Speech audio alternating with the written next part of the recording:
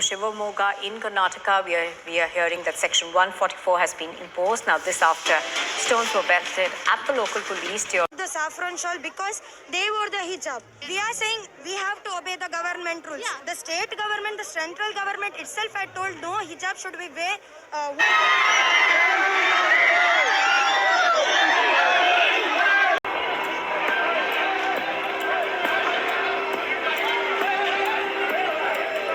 ಇವತ್ತು ಕರ್ನಾಟಕದ ಪ್ರತಿ ಡಿಸ್ಟಿಕ್ಗಳ ಬಗ್ಗೆ ತಿಳ್ಕೋಬೇಕು ಅಂತ ಒಂದು ಕ್ಯೂರಿಯಾಸಿಟಿ ಬಂತು. ಅದರಲ್ಲಿ ನನಗೆ ಫಸ್ಟ್ ಕಂಡಿದ್ದು ಶಿವಮೊಗ್ಗ ಎಂತಹ ಡೈವರ್ಸಿಟಿ ಡಿಸ್ಟಿಕ್ ಅಂದ್ರೆ ಆಗಾಗಲೇ ಶಿವಮೊಗ್ಗಕ್ಕೆ ನಾನಾ ಬಿರುದುಗಳಿದ್ವು.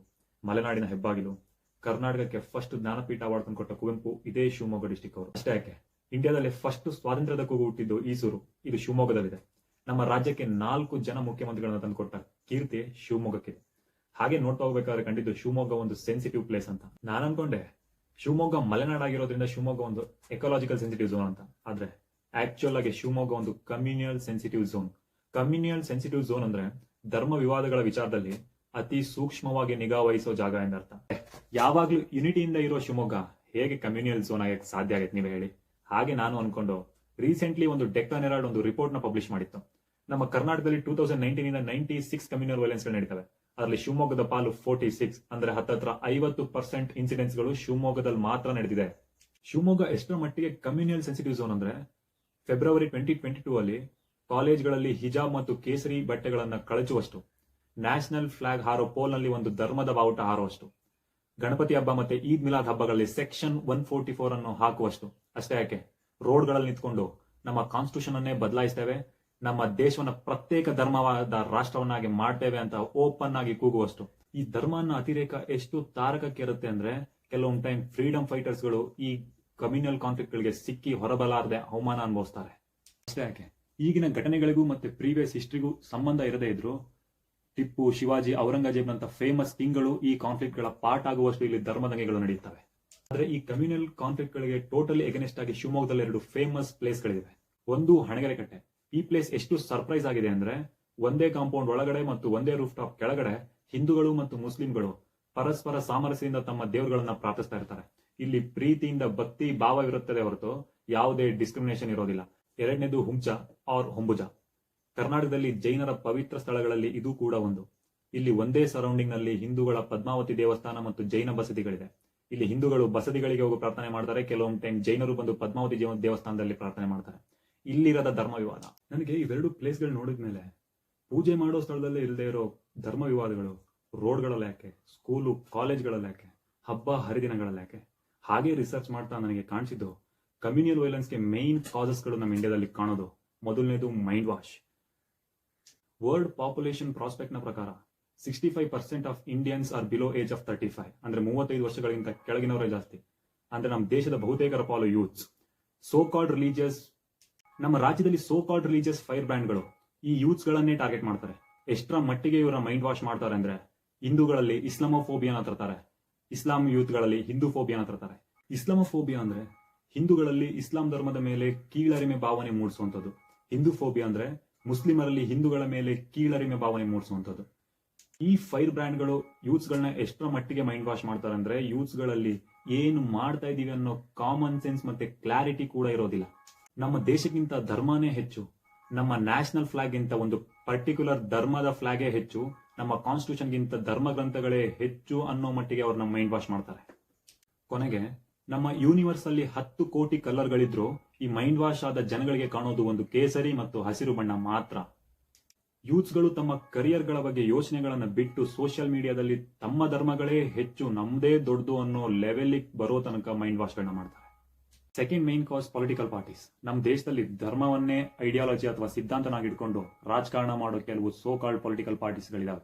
ಈ ಪೊಲಿಟಿಕಲ್ ಪಾರ್ಟಿಗಳು ಒಂದು ಧರ್ಮಕ್ಕೆ ಕೊಡೋ ಅತಿಯಾದ ಮಹತ್ವದಿಂದ ಮತ್ತೊಂದು ಧರ್ಮದ ಕೀಳರಿಮೆಗೆ ಜನರಲ್ಲಿ ಭಾವನೆಗಳು ಉಂಟು ಮಾಡ್ತವೆ. ಈ ಪೊಲಿಟಿಕಲ್ ಪಾರ್ಟಿಗಳು ಜನರ ಮನೋಭಾವನೆಗಳನ್ನು ಹೇಗೆ ಬದಲಾಯಿಸ್ತವೆ ಅಂದ್ರೆ, ಫಾರ್ ಎಕ್ಸಾಂಪಲ್ ತಮಿಳುನಾಡಿನಲ್ಲಿ ಉದಯನಿಧಿ ಸ್ಟಾಲಿನ್ ಒಂದು ಸ್ಟೇಟ್ಮೆಂಟ್ ಕೊಡ್ತಾರೆ, ನಾವು ಸನಾತನ ಧರ್ಮವನ್ನು ಸಂಪೂರ್ಣವಾಗಿ ನಿರ್ಮೂಲನೆ ಮಾಡಬೇಕು ಅಂತ. ಮತ್ತೆ ಇದೇ 4-5 ವರ್ಷಗಳ ಕೆಳಗಡೆ ಹೈದರಾಬಾದ್ ನಲ್ಲಿ ಅಕ್ಬರುದ್ದೀನ್ ಓವೈಸಿ ಒಂದು ಸ್ಟೇಟ್ಮೆಂಟ್ ಮಾಡ್ತಾರೆ, 15 ನಿಮಿಷ ಪೊಲೀಸರುಗಳನ್ನ ವಾಪಸ್ ಕರ್ಕೊಳ್ಳಿ, 25 ಕೋಟಿ ಇರುವ ಮುಸ್ಲಿಮರು ಅಥವಾ 100 ಕೋಟಿ ಇರುವ ಹಿಂದೂಗಳ ಧೈರ್ಯ ಹೆಚ್ಚು ನಾವು ತೋರಿಸ್ತೀವಿ ಅಂತ. ಈ ಹೇಟ್ ಸ್ಪೀಚ್ ಗಳು ಜನರ ಸೆಂಟಿಮೆಂಟ್ ಗಳ ಮೇಲೆ ಪ್ರಭಾವ ಬೀರಿ ಒಂದು ಧರ್ಮದ ವಿರುದ್ಧ ಮತ್ತೊಂದು ಧರ್ಮದವರು ಕೂಗಾಡೋ ತನಕ ಈ ಹೇಟ್ ಸ್ಪೀಚ್ಗಳು ಪರಿಣಾಮ ಬೀರ್ತವೆ. ಈ ಪರಿಣಾಮದ ಲಾಭವನ್ನ ಧರ್ಮವನ್ನೇ ಸಿದ್ಧಾಂತವಾಗಿ ಇಟ್ಕೊಂಡು ರಾಜಕಾರಣ ಮಾಡ್ತಾ ಇರುವ ಕೆಲವು ಪೊಲಿಟಿಕಲ್ ಪಾರ್ಟಿಗಳು ಹೇಗೆ ಲಾಭ ಪಡೆಯುತ್ತವೆ ಅಂದ್ರೆ, ಫಾರ್ ಎಕ್ಸಾಂಪಲ್ ಉದಯನಿಧಿ ಸ್ಟಾಲಿನ್ ಮತ್ತೆ ಅಕ್ಬರುದ್ದೀನ್ ಓವೈಸಿ ತಮ್ಮ ತಾತನ ಹೆಸರಲ್ಲಿ ರಾಜಕಾರಣ ಮಾಡ್ತಾ ಇರೋದು. ಧರ್ಮದ ಮಾಹಿತಿಗಳನ್ನೇ ಮುಂದುವರಿಸಿ ಇವರ ಮೊಮ್ಮಕ್ಕಳನ್ನು ಪಾಲಿಟಿಕ್ಸ್ಗೆ ತರುವ ಹುನ್ನಾರ ಇವರಲ್ಲಿರುತ್ತೆ. ಇನ್ನು ಮೂರನೇ ಮೇನ್ ಕಾಸ್ ಏನಂದ್ರೆ ಸೋಷಿಯಲ್ ಮೀಡಿಯಾ. ಇಂಡಿಯಾ ವರ್ಲ್ಡ್ ಅಲ್ಲೇ ಸೆಕೆಂಡ್ ಲಾರ್ಜೆಸ್ಟ್ ಆಂಡ್ರಾಯ್ಡ್ ಫೋನ್ಗಳನ್ನ ಯೂಸ್ ಮಾಡ್ತಾ ಇರೋ ದೇಶ. ಸೋಷಿಯಲ್ ಮೀಡಿಯಾನೇ ಒಂದು ಲಾಬಿ ಮಾಡಿಕೊಂಡು ಕೆಲವರು ಅನ್ವಾಂಟೆಡ್ ಥಿಂಗ್ಸ್ ನ ಸ್ಪ್ರೆಡ್ ಮಾಡಿ ಹೇಗೆ ಮಜಾ ತಗೋತಾರೆ ಅಂದ್ರೆ, ಫಾರ್ ಎಕ್ಸಾಂಪಲ್ August 11, 2020 ಡಿಜೆ ಹಳ್ಳಿ ಮತ್ತು ಕೆಜೆ ಹಳ್ಳಿ ವೈಲೆನ್ಸ್ ಗಳೇ ಬೆಸ್ಟ್ ಎಕ್ಸಾಂಪಲ್. ಕಾಂಗ್ರೆಸ್ MLA ನಿಫ್ಯೂ ತನ್ನ ಫೇಸ್ಬುಕ್ ನಲ್ಲಿ ಪ್ರೋಫೆಟ್ ಮೊಹಮ್ಮದ್ಗೆ ಇನ್ಸಲ್ಟ್ ಆಗೋ ತರ ಒಂದು ಪೋಸ್ಟ್ ಹಾಕ್ತಾನೆ. ಇದು ಎಷ್ಟರ ಮಟ್ಟಿಗೆ ಹಿಂದೂ ಮತ್ತು ಮುಸ್ಲಿಮರಲ್ಲಿ ಭಾವನೆಗಳ ಕೆರಳಿಸುತ್ತೆ ಅಂದ್ರೆ, ಹಿಂದೂಗಳು ಮತ್ತು ಮುಸ್ಲಿಮರು ರೋಡಿಗಿಳಿತಾರೆ.